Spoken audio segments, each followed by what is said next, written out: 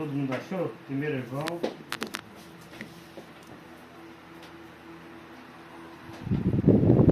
Capítulo 2, versículo 15.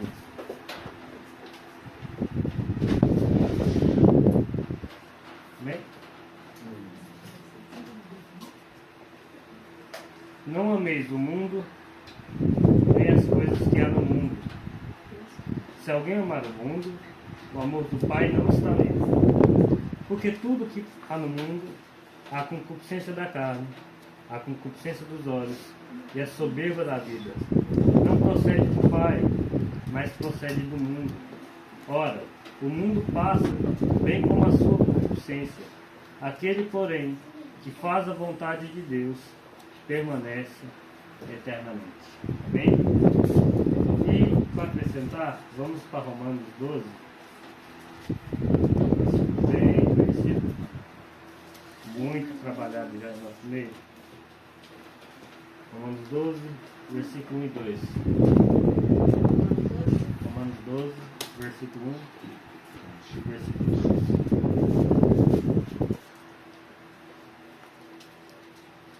Rogo-vos, pois, irmãos, pelas misericórdias de Deus, que apresenteis o vosso corpo, o sacrifício vivo, santo e agradável a Deus, que é o vosso culto racional. E não vos conformeis com este século, mas transformai-vos pela renovação da vossa mente, para que experimenteis qual seja a boa, agradável e perfeita vontade de Deus. Amém? Irmãos, por que eu li esses versículos com os irmãos? 1 João, que fala sobre amar o mundo, e agora o Romanos 12, que o apóstolo fala da gente não nos conformar com esse mundo. E eu tenho tido uma preocupação muito grande no que diz respeito à vida da igreja e a vida dos cristãos. Não estou dizendo a igreja que a gente já cansou de apontar erros aqui, de jogar pedra na teologia da prosperidade, na teologia da libertação, das igrejas neopentecostais. Nós sabemos todos os erros de cor. Nós sabemos de cor todas as suas heresias e todas as suas seus maus. A gente já falamos muito sobre isso. Mas é momento da gente virar o canhão para nós. É o momento da gente virar o canhão para a igreja, no que se diz respeito ao povo da nossa igreja, que sempre foi uma pregação mais reformada, uma pregação bíblica. É uma pregação que zela pela pureza doutrinária, pela palavra. E eu tenho notado até nas igrejas reformadas o zelo que tem zelo pela palavra, a exposição bíblica, que tem um evangelho puro, sadio, domingo após domingo, culto após culto, que há a pregação fiel das Escrituras, há uma pregação cristocêntrica, mas que os seus membros não têm vivido uma vida cristocêntrica, não têm vivido uma vida que aponta para aquela pureza doutrinária que eles escutam no domingo. Até no meio reformado, quando você vai ver algum perfil de cristãos, você vê muito parecido com pessoas que são humanas. Não há diferença. Não há um viver, se pegar um viver de um crente, estou dizendo um crente reformado, que tem boa doutrina, bons pastores, boa palavra. Pega um crente e coloca ele aqui e coloca a vida de um ímpio aqui. Se ele não dizer que é crente, você não descobre. Se ele não verbalizar que é um cristão, se você analisar ele só pela maneira de viver, o que ele come, o que ele veste, como ele anda, com quem ele anda, o que ele ouve, você não consegue diferenciar da vida do ímpio. os seus desejos, os seus anseios.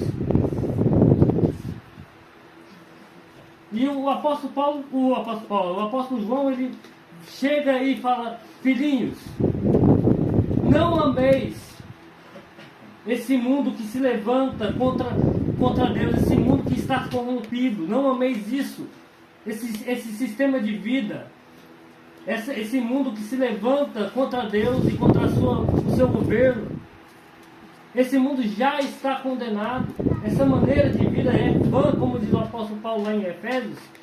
É a vã maneira de viver que recebeste dos vossos pais. É vão, não tem costume nenhum.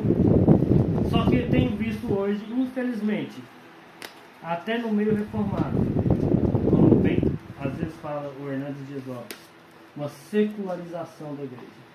A igreja cada vez mais sendo secular. A igreja cada vez mais sendo, cada vez no seu viver, cada vez mais parecida com o mundo. Isso é perigoso. E isso é extremamente urgente para a gente cada vez mais tratar sobre isso. Cada vez mais falar: não, isso não está certo, nós não podemos nos conformar, nós não podemos nos amoldar a essa maneira de viver, essa maneira de pensar. Vamos lá voltar à palavra, não só para dizer que é crente e escutar um bom sermão, ler bons livros, ler boa palavra, mas essa palavra tem que transformar a nossa vida. Essa palavra tem que frutificar. Essa palavra tem que ser o centro da nossa vida. Cada vez mais crescer o nosso amor por Jesus e pelo seu reino. E não somente nos conformar com sermões, né, como diz lá em Tiago, eu já veio o texto na minha cabeça. Não, deixa eu ver se eu acho. Você sabe o endereço. Quando o Tiago fala: não vos enganeis com vãos discursos. 22.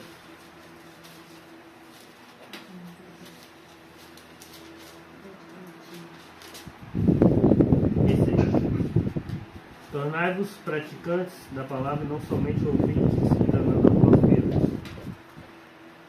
Irmãos, e eu tenho visto isso de maneira perigosa.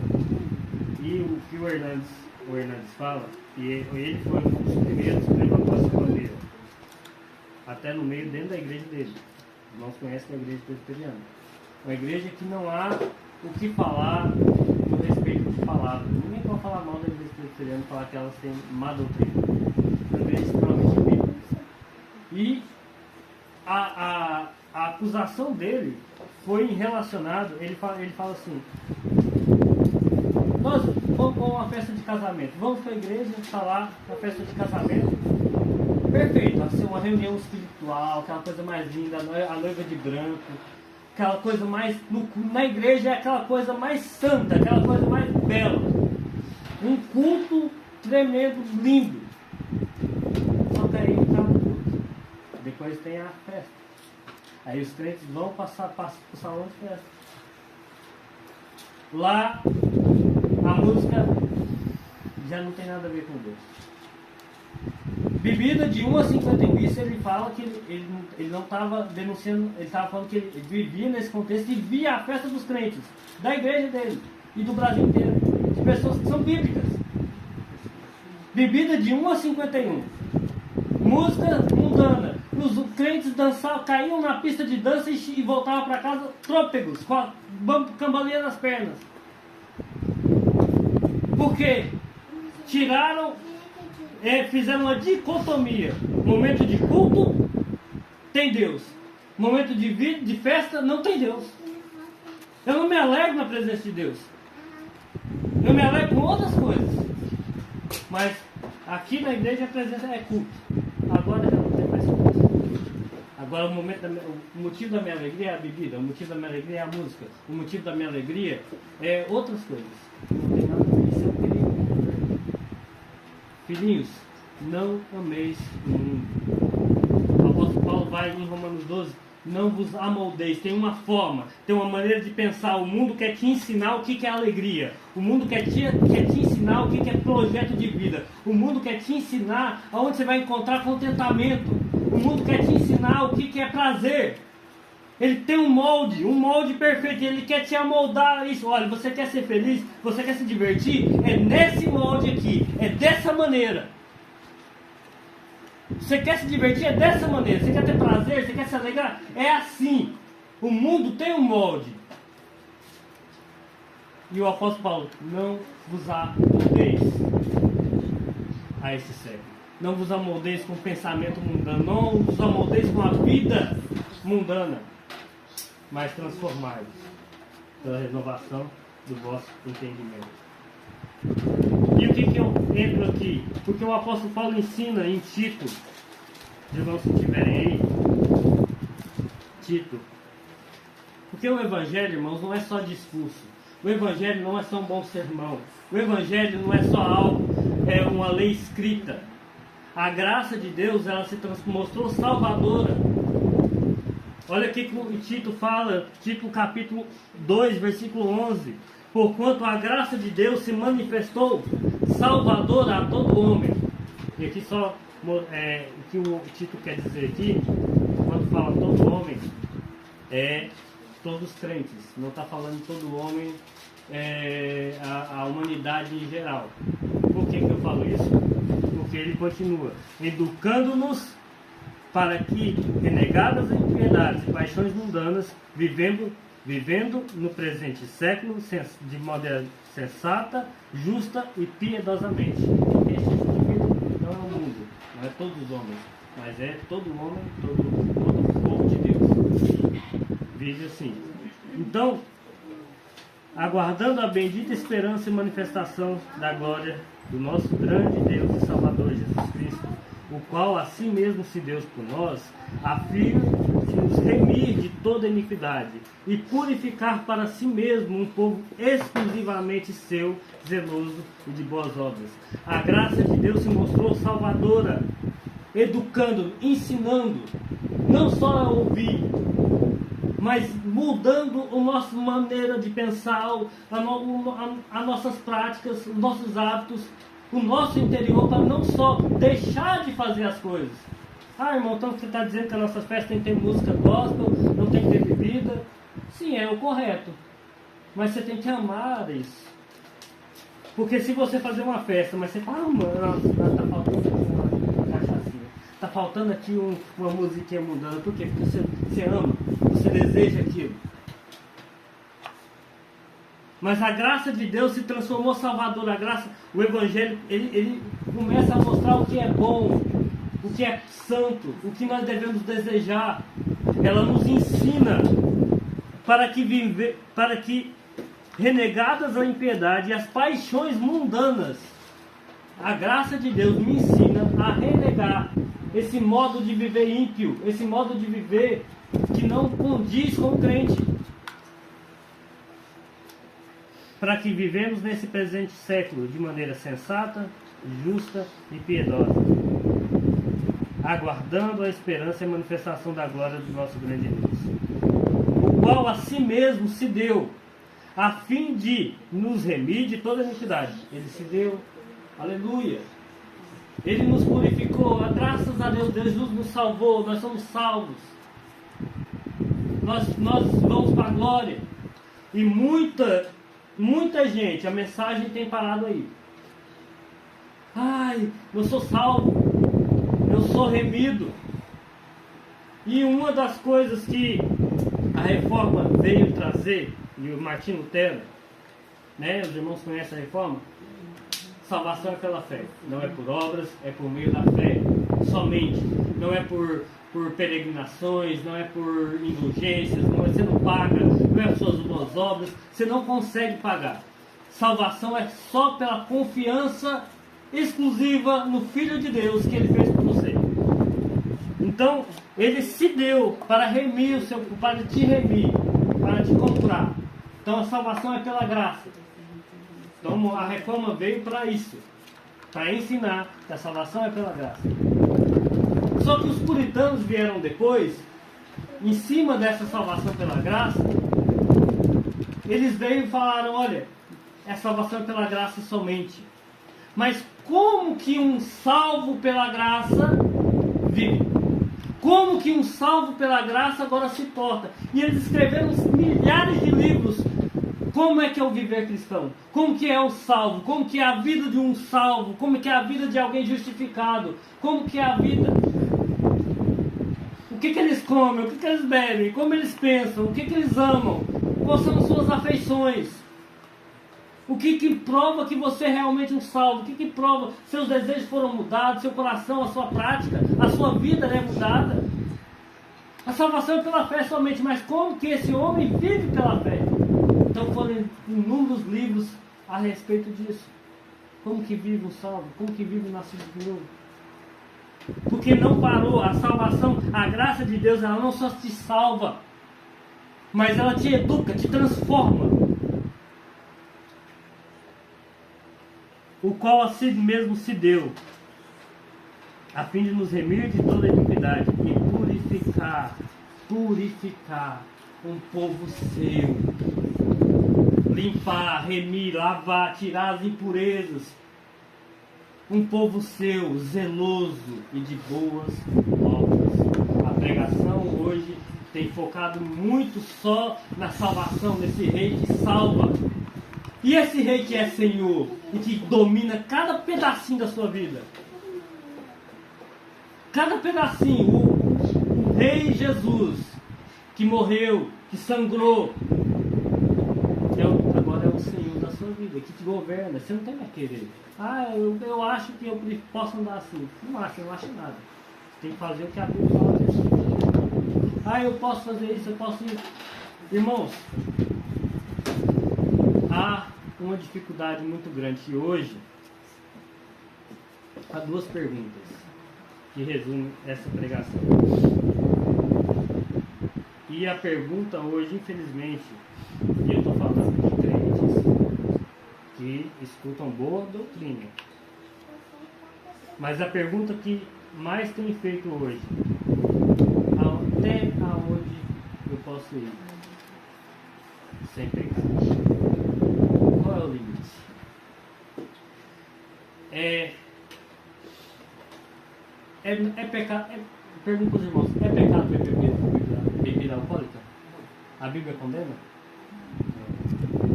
É pecado o crente ouvir música secular? A Bíblia condena? Não. É pecado fazer tatuagem? A Bíblia condena? São coisas lícitas. Só que, se em vez de, infelizmente hoje, o povo está pegando a palavra de Deus e falando até onde posso ir, é pecado beber? Não é pecado beber, é pecado se embriagar. Então até onde eu posso ir? É um copo? É 2 copos? É 3 copos? Então eu vou para a Bíblia, até onde que eu posso ir? Por quê?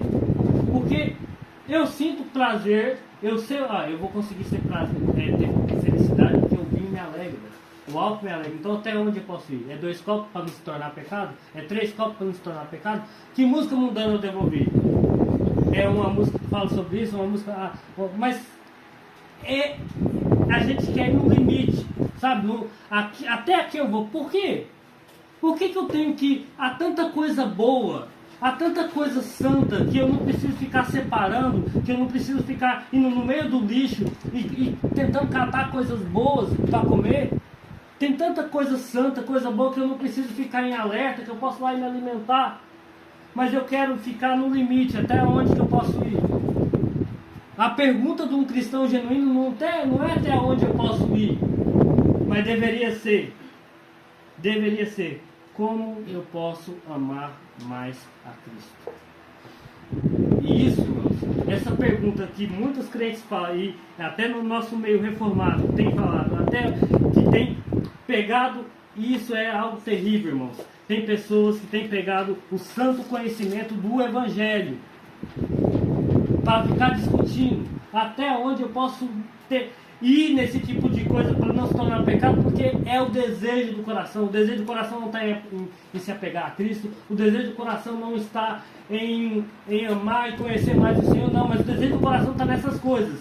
Então, como está no mundo, como está no mundanismo, na maneira de viver, eu pego então a Bíblia, a Santa Bíblia, e falo assim, e me torno um PhD, para que quando alguém vem falar, olha, é pecado fazer beber. Não, não é pecado, porque a Bíblia diz que não é pecado. Mas se alegrar em beber é pecado sim. Se alegrar em música mundana, secular, e ter prazer nisso é pecado sim. Não é sentido no pecado de... é pecado contra a lei. Não. Isso, sabe por que é pecado? Porque revela aonde está o seu coração. Não é porque é pecado na prática. Revela que seu coração se alegra mais no viver mundano do que no viver da Nova Jerusalém. Se alegrar em Cristo. Aí vem aquela famosa pergunta, né, amor? Nós estávamos conversando. Tem pessoas que não... crentes que se perderam tanto nessa falta de amor por Cristo e está tão arraigado no mundanismo, no prazer mundano, que então, olha, o que nós vamos fazer no céu? O céu vai ser monótono, não vai ter prazer, vai ser entediante, vai ser entediante o céu. Aí eu parei assim, eu estava no momento esperando uma comida, eu acho. Estava esperando fazer uma comida. Mas estava. Não tinha jantado ainda. Eu parei assim, eu olhei. O quê? Como que alguém que é nascido de novo, como que alguém que saiu do lodo do pecado e está em Cristo agora e que começa a entender quem é Cristo, quem é Deus, o Verbo eterno que criou todas as coisas, nós vamos viver para sempre com Ele, que cada vez mais a gente vai conhecer como Ele é infinito. A eternidade é conhecê-lo por toda a eternidade e se alegrar nele. Como que alguém que fala que é nascido de novo, que ama a Deus, me fala que está para sempre com o Senhor, vai ser entediante? Porque o coração está tão arraigado nesse mundo, está tão arraigado nos prazeres mundanos, está tão arraigado nessa terra, que acha Cristo entediante. Vai ser um tempo. A eternidade vai ser um tempo. Agora, para o nascido de novo, que sabe que ainda que nós podemos gozar da comunhão de Deus, nós ainda temos uma trava, que é essa carne maldita, que nos trava de estar em comunhão perfeita com Ele, mas que em breve, na eternidade, essa carne vai ser rasgada, não vai ter mais empecilho, vamos ter perfeita comunhão com o nosso Rei por toda a eternidade. Isso é entediante? Ele só pensa nisso. O viver é Cristo e o morrer é ganho, o morrer é lucro. Eu desejo estar com Ele por toda a eternidade. Mas lá no céu não vai ter música dançar. Quem quer saber de música? Não vai ter 51 lá para você beber. Quer saber de... Irmãos, tem muita gente que não consegue ter o prazer em Cristo porque está muito arraigado com esse mundo. Não está diferenciando o que é prazer, o que é bom do excelente. É pecado? Não é pecado. Mas por que você quer fazer isso? Pergunta não é pecado. E aí eu conversando com você, ele me fez lembrar de umas falas do Rodolfo Abrantes, né? Quando alguém falou que sobre tatuagem, né? Pecado não é pecado. Aí eu acho a fala dele resume muita coisa. E não é só sobre tatuagem. Quando ele fala assim, pode alguém com tatuagem ser cheio do Espírito Santo? Pode? Agora, pode alguém cheio do Espírito Santo desejar fazer uma tatuagem? Alguém que anseia por Cristo. Porque qual é a motivação? Para que você, se você é um salvo, cheio de Cristo, qual é a motivação de fazer uma tatuagem? Então, a única coisa que ele vai pensar é fazer a tatuagem, porque alguém cheio do Espírito Santo... Até sente mal, né? Alguém... Quem tem tatuagem, está cheio do Espírito Santo, vê que fez aquilo lá como era. Alguém cheio do Espírito Santo, irmãos, vai ter um pensamento, é aquilo que Jesus falou. Alguém quem era mais cheio do Espírito Santo que Jesus? E qual era o pensamento acerca disso? Olha, Senhor come. João 4, qual comida eu tenho para comer que você não conhece? Ué, alguém trouxe comida para o Senhor aí? Minha comida é fazer a vontade do meu Pai. Uma pessoa cheia do Espírito Santo, ele não vai ficar pensando em fazer tatuagem, ele não vai ficar pensando até que ponto eu posso beber. Ele está preocupado. Nossa, tem almas que precisam ouvir o Evangelho. Eu preciso me mergulhar mais em Deus para poder suprir uma necessidade da igreja. Eu preciso mergulhar mais em Deus para ajudar o outro. Eu preciso mergulhar mais em Deus para me fazer a obra de Deus, porque eu não posso fazer por mim mesmo. Então eu preciso de Deus. Então eu preciso estar com Deus para que eu seja útil.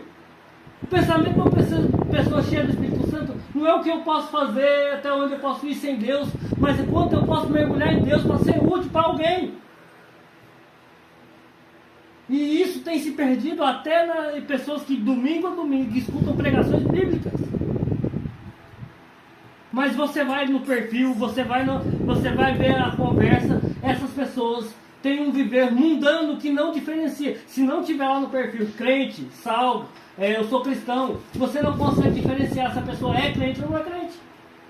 A pessoa tem que falar, tem que verbalizar. Por quê? Porque o que ela come, o que ela veste, o que ela pensa, da maneira que ela vive, não há nenhuma evidência que ela é cristã. A maneira que ela se veste, o que ela gosta, a maneira como ela vive, não há evidências. Então, essas práticas externas é um alerta para nós, nossa maneira de viver, o que nós pensamos como futuro, quais as nossas ambições, é ver o reino de Deus expandido. E aí eu entro um pouquinho de quando fala de Mateus, quando fala de reino de Deus, e aí eu convido os irmãos a abrir a Bíblia numa parábola. Eu gosto muito de Mateus, e eu vou explicar essas duas palavras. Tem uma que se atende ao que a gente está falando e outra vai ajudar. Mateus 13:31. Vamos dar entender o que eu estou falando. Uma se aplica no que eu estou falando e outra vai ajudar no que eu estou falando. Obrigado. Mateus 13, versículo 31 diz assim: outra palavra lhe propôs, dizendo: o reino dos céus, o reino de Deus, é semelhante a um grão de mostarda, que um homem tomou e plantou no seu campo, qual na verdade é a menor de todas as sementes, e crescida é maior do que todas as hortaliças, e se faz árvore, de modo que as aves do céu venham aninhar-se nos seus ramos. Eu vou parar aqui só um pouquinho para explicar essa primeira.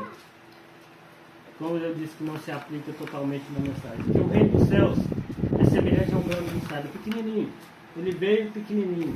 Ele veio num menino, numa manjedoura, foi crescendo, morreu, ressuscitou e encheu toda a terra. Semelhante a um grão de mostarda, o reino dos céus, o reino do Messias.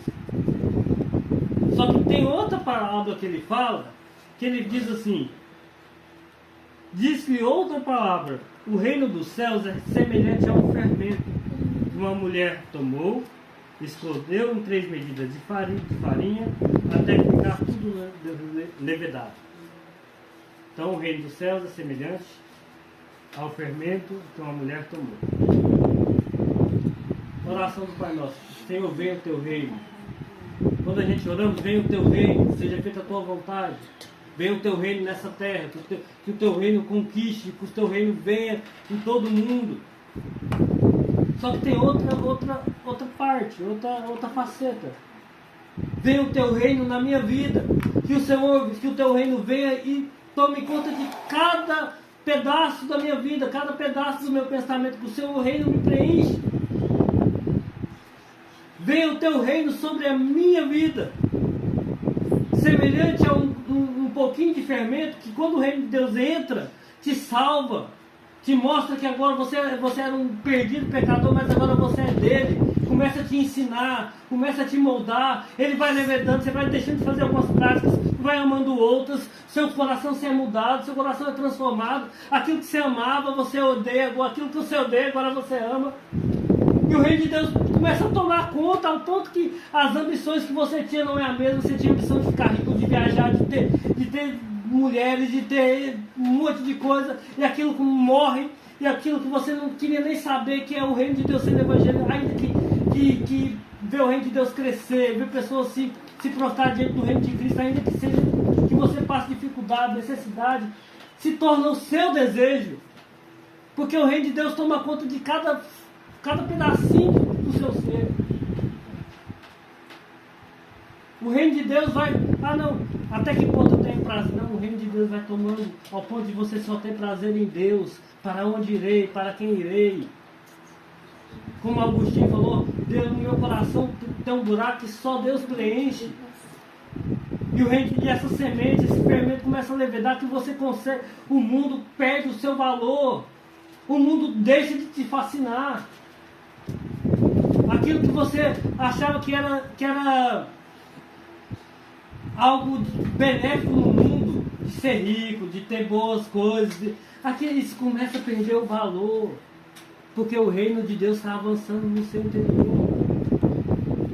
Por que você acha que homens arriscam a vida em lugares perigosos, que há uma rejeição do Evangelho, que se pregar o Evangelho pode morrer? Por que você acha que homens arriscam a vida para fazer o nome de Cristo conhecido lá? Por amor às almas, sim, mas por amor ao reino de Deus. Arriscam a vida. Porque o reino de Deus tomou tanto conta do ser desse homem que ele não tem nada valioso. Valioso é estar com Cristo, valioso é ter Ele. Isso tem que nos fascinar. O reino de Deus, o governo de Cristo. E aí eu fico com a pergunta de Ravenil. Leonardo Ravenil. Um pentecostal, mas um pentecostal mais reformado que eu conheço. Já morreu em 94. O mundo está crucificado para ti. Ele te fascina. Você morreu para esse mundo? Ou ele ainda te fascina?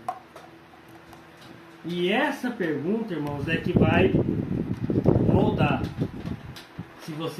Se ele te fascina, você vai pegar tudo isso que você, todo o material que você tem, de Bíblia, de estudo, e vai começar a fazer. Bom, eu tenho práticas que eu gosto de fazer, eu não abro mão do meu lazer, eu não abro mão do meu prazer, então vou para a Bíblia para me estudar como que eu posso fazer isso de maneira lista, sem... Porque eu amo isso, eu não quero deixar isso. Então eu vou na Bíblia, porque em vez de eu fazer morrer essas coisas, não, eu vou para a Bíblia e quero entender até que ponto eu posso ir, que ninguém vai poder me julgar. Ó, irmão, você está fazendo isso, a maneira que você está vivendo não é a maneira que glorifica a Cristo, é pecado. Não, então eu vou para as Escrituras, pego toda a boa doutrina que eu sou exposto para defender práticas que eu gosto. Isso é muito bom. Em vez de eu me mergulhar em Cristo, não, eu pego agora a boa doutrina para satisfazer os meus desejos, a minha natureza. Então, porque o mundo ainda me fascina. Em vez de eu fazer morrer a minha natureza, em vez de eu mortificar a minha natureza, não, eu quero... Já sou, não nasci, estou no reino, o Alcir falou muito isso, né? Quando ele estava em Gálatas.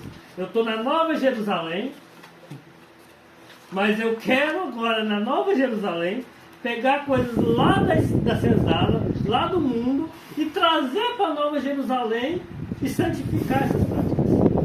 Então eu pego o conhecimento para santificar práticas que não edifica.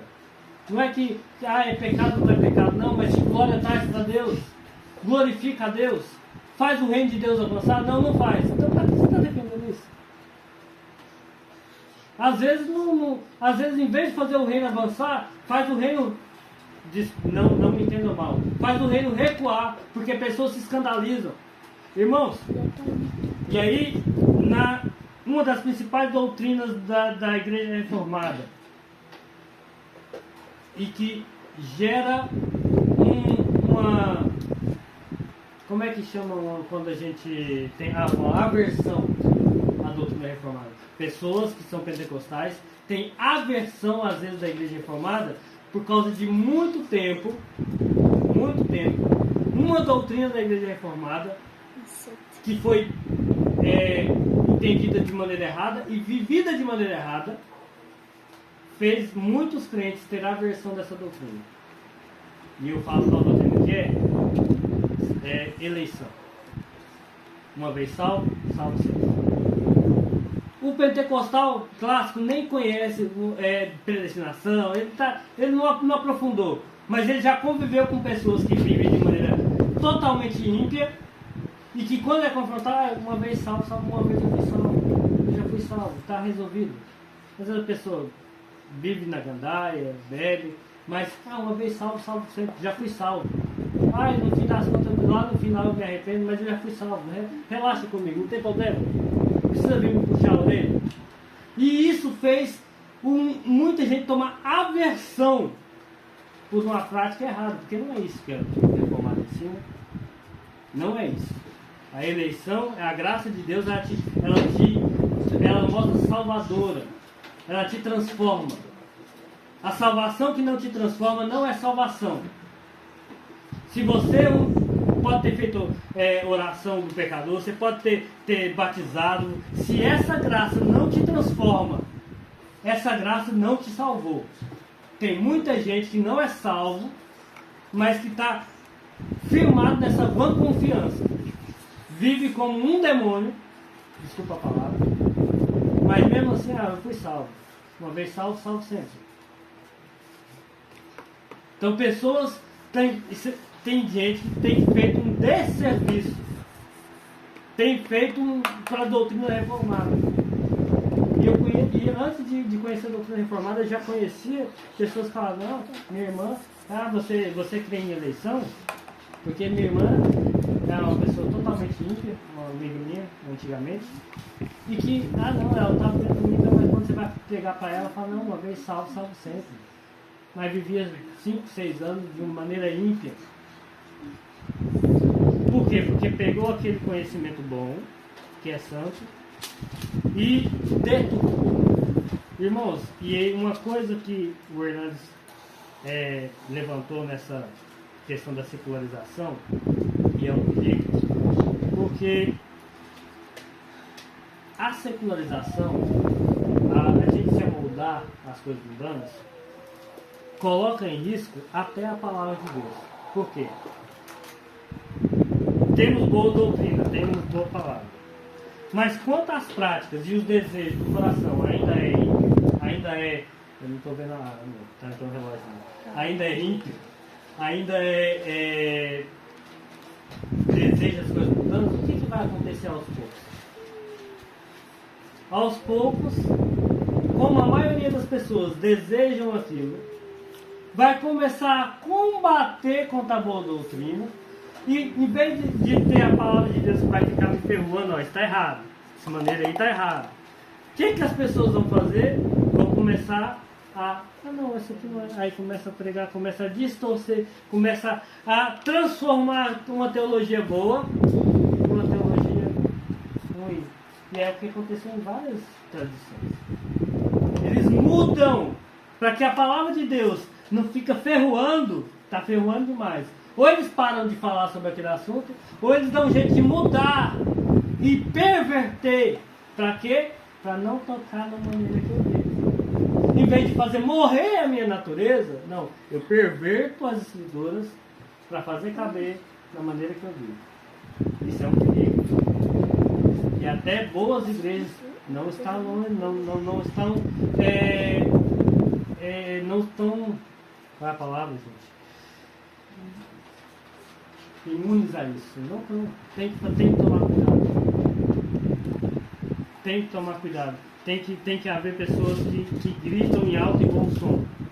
Não é só a salvação é pela fé somente, mas a salvação ela também te transforma, ela também te ensina. Você tem que dar frutos. A árvore que você que e aí a palavrinha, né? Acho que desculpa estar citando pregação, eu não é citando homens que pregaram, mas é que tem algumas passagens da Bíblia que te ligam a algumas pregações. Quando o Paul Washer fala sobre a árvore da fruta, né? Fala, o que você diria com uma árvore? Vamos supor que a árvore fala, um espinheiro falando que alguém fala, olha, pode, quando Jesus fala, pode de um espinheiro nascer uvas? Ou pode de uma videira nascer espinhos? Alguém fala, ô Jesus, eu sei que o senhor não é do ramo, eu sei que o senhor não é um agricultor, mas que pergunta besta é essa? É claro que não pode de uma videira nascer espinhos ou de um espinheiro nascer uvas. Isso é lógico. Então, como é que pode de um crente salvo, regenerado, santo, do reino de Deus habita? Não nasce uvas, não nasce amor por Cristo, não nasce boas obras, mas ele está dizendo que é crente. Pode isso? A pergunta não era sobre plantas. Como é que pode alguém que diz que é salvo produzir espinhos? Como é que pode a árvore boa dar fruto mau? Mas Jesus não pode, não tem como. Não há essa possibilidade. Porque se o reino de Deus, se o Espírito de Deus eterno está numa pessoa, ele vai dar fruto bom. Então o problema não é, então a pessoa é um salvo que perdeu, que não vigiou e perdeu a salvação. Não. Uma árvore que era ruim, nunca foi. Podia até estar no meio da coletividade, mas nunca foi salvo. A árvore tem que produzir frutos. O reino de Deus ele vai mudar os seus pensamentos, o reino de Deus vai mudar os seus desejos, as suas afeições, o que você ama, para depois mudar as suas práticas. Então pessoas que estão defendendo práticas como fonte de prazer, é porque ainda o desejo ainda não se aprendeu, não foi mudado. Isso revela, isso é um alerta. O machado está batendo na árvore e fala, era fruto, isso é um alerta. O que você tem vivido como evangelho? Esse evangelho poderoso tem transformado a sua maneira de viver no trabalho, na escola, na sua casa, com seu marido, com sua esposa. Isso tem transformado. Você é um funcionário, como a Bíblia ensina. Você é uma esposa, como a Bíblia ensina. Você é um aluno, como a Bíblia ensina. Você é um patrão, como a Bíblia ensina. Você é qualquer coisa na sociedade do jeito que a Bíblia ensina. Não sou. Então vai em arrependimento e clame para que Deus transforme essa área da sua vida. Porque o Evangelho ensina. O Evangelho te transforma, te muda. Não adianta viver como um ímpio lá fora e vir para a igreja aos domingos. Isso não vai te salvar. O Evangelho tem que transformar a nossa maneira de viver. Senão, o problema não está no Evangelho. O problema não está na semente. Está no solo. A semente era ruim? Quando o semeador saiu a semear, a semente era ruim, irmãos? A semente era do quê? O reino, era o Evangelho. Aonde estava o problema?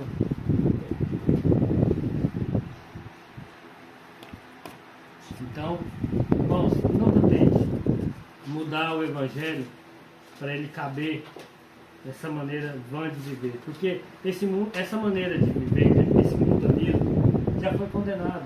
Lá em Efésios capítulo 4, versículo 17, se não me engano, 18, diz que é uma maneira vã, fútil. Não há propósito, é uma maneira, já foi condenado. Essa viver mudando já foi condenado. Jesus não aceita. É a vã maneira de viver. Porque a gente, porque qual é a vida do ímpio? Irmãos, quando a gente era ímpio, qual que era a vida? O que a gente pensava que era para ser feliz? Crescer, ter um bom emprego, ter muito dinheiro, os que não eram casados, ter várias mulheres, noitadas, ser alguém com muito poder, dominar pessoas. Era esse. É uma maneira vã. A gente aprende isso, é natural do homem.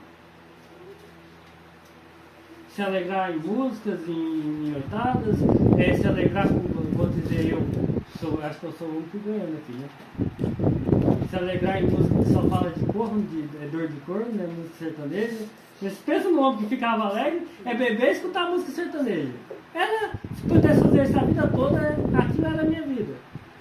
Eu senti prazer naquilo. Isso era uma maneira vã de viver.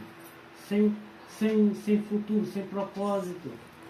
Me alegrava por um momento, mas não vai me alegrar para a eternidade. E eu te pergunto, você quer viver nisso ainda? Você quer remir a cultura, trazer e colocar dentro da igreja, igual muitas igrejas têm feito, pegaram coisas, eu amo dançar, mas na igreja eu não posso. Então pega a dança, vamos trazer, vamos santificar isso, vamos colocar o nome de evangelho, vamos colocar dentro da igreja. Eu amo o teatro, vamos trazer, vamos colocar aqui dentro, vamos santificar isso.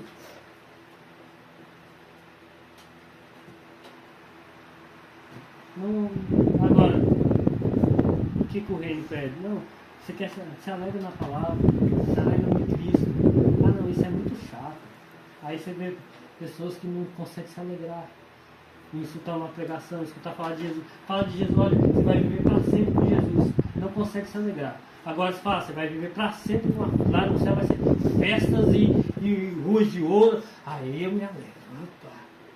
Mas e Cristo? Não, isso não me alegra. Porque o coração está ainda muito agarrado, o mundo ainda nos fascina. E João fala, não, filhinhos, não ameis. Não ameis esse mundo. Aquela velha coisa, quantas pessoas já me escutou isso? Eu acho que todos os irmãos que têm mais tempo de frente que eu, todos devem saber. Jesus não volta ainda não. Aqui tá tão bom. Deixa eu casar primeiro. Eu já escutei isso tanto. Deixa eu casar primeiro. Não volta não, Jesus. O que pode colocar em grau de felicidade que se compara a estar com Jesus? É um casamento? É uma vida financeira bem sucedida? O que é? O que eu posso colocar de paralelo com Cristo? Para falar, chegar ao ponto de... Porque essa fala demonstra um desejo do coração, não é uma fala simples. Demonstra ainda um amor a esse mundo. Porque alguém que não deseja, que não diz, Maranata, ora vem Senhor Jesus, ainda não entendeu o Evangelho. Não entendeu a preciosidade de Cristo. E o apóstolo Paulo diz um negócio bem forte lá em Coríntios, seja anátema. Anátema quem? Quem peca? Quem vai para a noitada? Não, anátema quem não ama Cristo. Anátema, se você não ama Jesus, seja amaldiçoado. Ele não está falando, se você peca, não, se você não ama Jesus, seja amaldiçoado. Anátema. Então, isso é algo que me chamou muita atenção e é algo que a gente precisa batalhar. Como o Tiago fala na sua epístola, batalhar pela fé que de uma vez por todas foi dada aos santos. Essa fé que transforma esse evangelho, que não só faz uma secularização, porque a igreja antigamente, infelizmente, muito da igreja, isso aí é um testemunho meu, eu olhava para a igreja presbiteriana e eu via e falava, parece católico. Porque eu fui católico. O catolicismo é assim. Na missa, rapaz, é uma reverência, aquela coisa mais não dá um pio na missa, você só escuta o padre, olha lá. Parece que é um silêncio. Só que aí, do lado da igreja, aí vamos pro pit dog, é de 1h51, e sair da igreja já é pra boate. E às vezes alguns presbiterianos fazem isso, é a mesma coisa. Se for pra ser assim, eu prefiro ser tipo, entendeu? Porque se, irmão, se o viver cristão é as boas obras, é viver essa vida para a glória de Deus, é ter padrões que sobremodo excelentes, que vai ver o mundo e o mundo vai falar, nossa, essas boas obras que vai glorificar o Pai, que vai fazer o evangelho interessante. Não é eu falar, às vezes eu posso falar de Jesus um monte pro ímpio. Ele vai ouvir, mas ele não vai escutar nada. Agora, a maneira que eu viver perto dele, se eu mentir perto dele, se eu fazer coisas que desagradam, ele fala, gente, não é isso aí, eu não quero assim não. Não é isso que os ímpios mostram. Eles não veem a nossa pregação. Eles não escutam muitas vezes a nossa pregação, mas eles veem o nosso viver. Eles observam, eles procuram brecha. Ser cristão é ser assim? Eu também sou cristão, então. Eu sou melhor que Só não vou na igreja. Quantas vezes eu só não sou cristão, só não vou na igreja. Porque se não há diferença, infelizmente, muitas vezes não há diferença do crente, do justo para o ímpio, porque o seu viver ainda está igual. Mas o Evangelho, ele transforma. E ele transforma não é só as práticas, eu não estou falando disso de prática. Eu não quero que os irmãos entendam essa pregação como algo só de práticas. Então é beber, é fumar, é curtir música secular, isso é pecado, então não faça isso, não pode, isso não pode, isso não pode, não é isso. Não tem nada a ver com isso. É com o coração. Porque se o seu coração ainda deseja e ama isso, tem alguma coisa errada. Tem alguma coisa errada. É o coração que ama. Ainda que é lícito, eu posso fazer, mas o meu prazer está nisso. Ao ponto de eu fazer, ele não está nem aí se escandaliza alguém, se a minha maneira de vestir escandaliza alguém, se beber uma bebida escandaliza alguém, se ir em algum tal lugar, se encontrar. Imagina eu agora sair, os irmãos aqui me conhecem, sair e vocês chegarem a me encontrar num bar, com um monte de amigos, ainda que eu não esteja bebendo, mas num ambiente com um monte de amigos, música e bebida à vontade, e aí sai da igreja e você me encontra lá. Paulo, o que você está fazendo aqui? Eu posso defender, não estou fazendo nada de errado, não estou bebendo, mas isso escandaliza. Às vezes as pessoas vão olhar e nem vão entrar para perguntar, não, mas só o fato de você estar nesse tipo de ambiente já escandaliza. É igual a questão da bebida. A pessoa que tem problema com o álcool passa e vê você bebendo, ela não sabe se você está no primeiro, no segundo, no terceiro, no quinto, ela não sabe. Mas aí vê você como um padrão, como um crente, que está fazendo uma propaganda com esse tipo de coisa. Isso escandaliza. Alguém cheio do Espírito Santo, ele está e pensa, eu não posso escandalizar meu irmão, eu tenho que fazer tudo para o reino crescer, eu tenho que me alegrar em Deus, eu preciso fazer morrer essa vontade. Se isso é uma vontade, um desejo, então mortifica isso. Coloca Cristo e as suas práticas. E vamos ver quem pesa mais para você. Se você não pode abrir mão de alguma prática por Cristo, aí é com você. E é qualquer prática. O que nós podemos pôr de igualdade? Coloca na balança. Coloca na balança. Amém, irmãos? Então, não ameis o mundo, nem as coisas que é do mundo. E aí, os irmãos me perdoem, né? Não é o nosso hábito esse tipo de sermão. A gente tem um hábito de escorrer versículo por versículo. Mas eu achei importante esse tema. Alguns temas que, depois que eu terminei a Epístola de Corinto, temas que vêm, que são pertinentes. Que, apesar de a gente ser uma igreja reformada, que pega o Evangelho, precisamos também de práticas que mostram o Evangelho pregado. Mostra que esse Evangelho está frutinho. Que sem você abrir a boca, alguém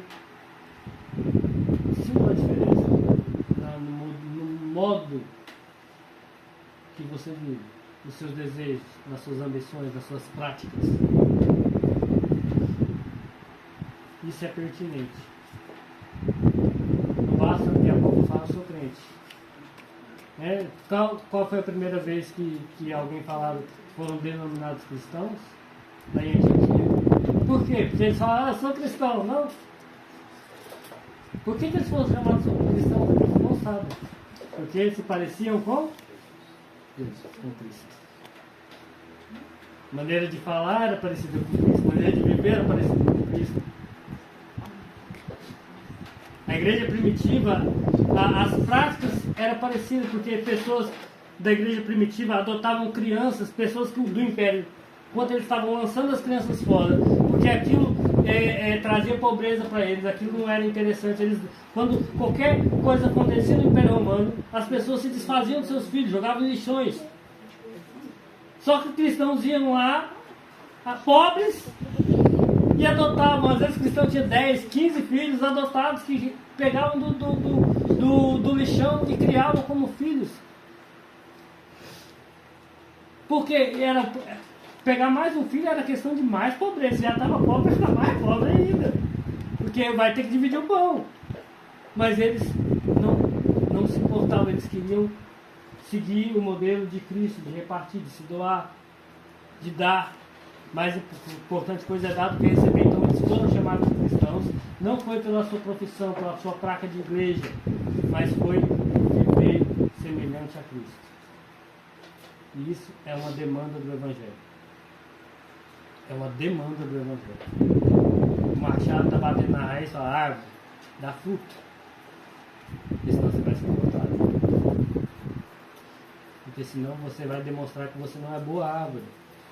As afeições do seu coração não vão ser mudadas, anos após anos. Então, cuidado. A Epístola de João, de 1 João, ela é praticamente algo que examina evidências de alguém que é ou não árvore boa, é ou não cristão. Tem algo, se vocês quiserem, que a gente pode tratar sobre isso, mas tem algumas características ali do nascido de novo. Amém? Estou acabando.